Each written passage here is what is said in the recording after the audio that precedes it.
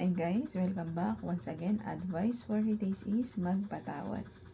So kung isa kang taong mahilig ka, magtanim ng sama ng loob, galit, puot sa kapwa mo, halos puro kasamaan lang inisip mo sa kapwa mo, pues magbago ka na po. Kasi pa mga taong hindi nagbabago, panay lang sama ng loob ang inaatupag sa sarili niya, sa puso't isipan niya, nagtatanim siya ng sama ng galit sa kapwa-tao niya, bago-bago na po, anong petsa na po?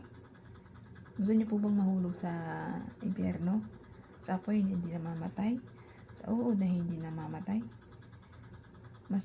Masama po yun.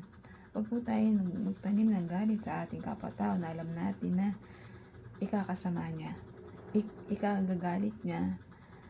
Kasi ang tao na walang Diyos sa pagkatao nila, yan, sila talagang certified na savage na masama. Pag alam natin ang taong mahilig magtanim na galit sa kapwa-tao nila, hindi nagpapatawad, ay matik na yun doon siya sa impyerno. Pero kung ikaw ay nagpapatawad ng kapwa-tao mo, nilalawa kami pang-unawa mo, at nagpapakumbaba ka, sa alam mo na makikita na tao na hindi mo ka-level. Kailangan po natin magpatawad sa kapwa-tao natin. Huwag tayo magtanim ng sama ng loob o galit sa kapwa-tao natin. Opo, kahit anong ginawa sa'yo ng kapwa mo, kahit sobrang sama pa to, kailangan natin magpatawad para maligtas yung kaluluwa natin sa impyerno. Ang taong di marunong magpatawad sa kapwa-tao nila, sila talaga ay mahuhulog sa apoy sa impyerno. Once ang tao puno ng galit sa pagkatao niya, sila talaga yung walang Diyos. Pero kung ikaw ay mabuting tao, may Diyos ka sa pagkatao mo, maliligtas ang kaluluwa mo. Mapupunta ka sa paraiso na kasama natin ang ating Diyos Ama, Diyos Anak, at Diyos Espiritu Santo.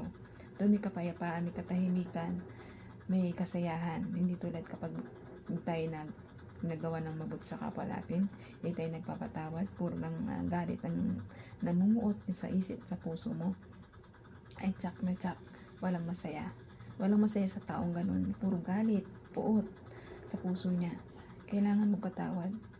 Hindi ka man makahingi sa harapan ng nakagawa sa'yo na kasalanan, eh ipasa Diyos mo na lang. Ang Diyos na lang ang gagawa nun para sa'yo, para sa kanya ang gaganti.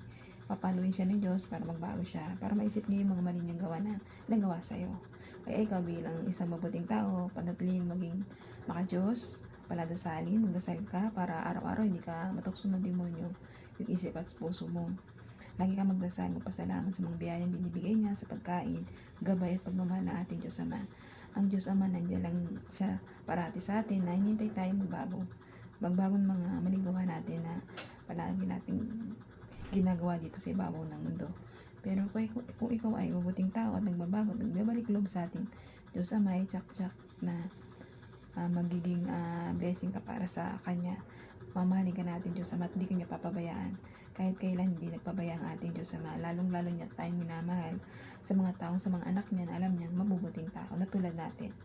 Kaya ikaw habang maaga pa, kung may mga kagalit ka dyan, patawarin mo na para hanggang maaga maligtas yung kaluluwa mo sa impyerno.